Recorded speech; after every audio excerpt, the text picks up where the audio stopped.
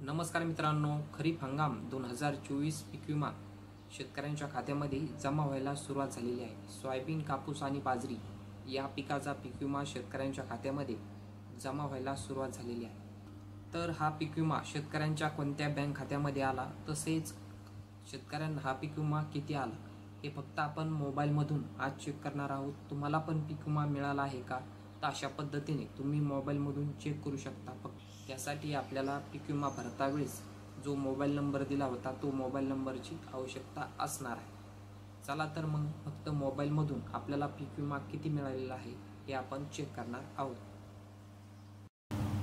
त्यासाठी आपल्याला गुगल ब्राउझरमध्ये यायचं आहे। गुगल ब्राउझरमध्ये आल्यानंतर पीक विमा हे आपल्याला सर्च करायचं आहे। त्यामध्ये आपल्याला फार्मर कॉर्नर या बटनावर क्लिक करायचं आहे। तिथे क्लिक केल्यानंतर आपल्याला मोबाईल नंबर आणि कॅप्चा टाकून रिक्वेस्ट OTP करायचा आहे।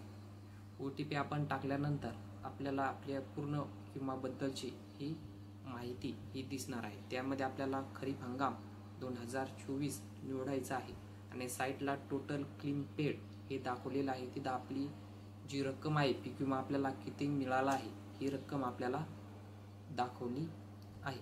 तर ह्या रकमेपाशी टोटल क्लेम पेड इथं आपल्याला क्लिक करायचं आहे। कोणत्या बँक खात्यामध्ये हा पीक विमा गेलेला आहे हे आपल्याला दाखवलं जाईल। ही महत्त्वपूर्ण माहिती होती। अशा पद्धतीने आपण पीक विमा किती आलेला आहे हे आपण चेक करू शकता।